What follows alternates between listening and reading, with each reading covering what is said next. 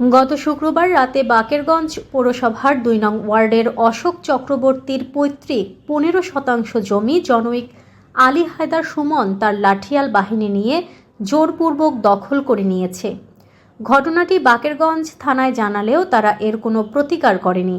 বিষয়টি বাংলাদেশ হিন্দু বৌদ্ধ খ্রিস্টান ঐক্য পরিষদের কাছে অভিযোগ আসলে বরিশাল বিভাগের সাংগঠনিক সম্পাদক সুরঞ্জিত দত্ত লিটুর নেতৃত্বে একটি পর্যবেক্ষক দল ঘটনাস্থল পরিদর্শন করেন।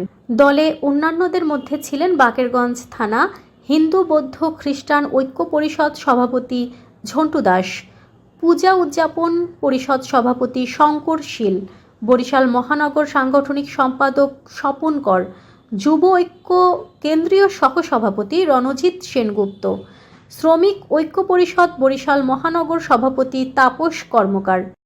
এই জমিটা কি আপনার? হ্যাঁ, যদি বেশি দলিল দেখাইতে পারে তাহলে আমি দাবি করবো।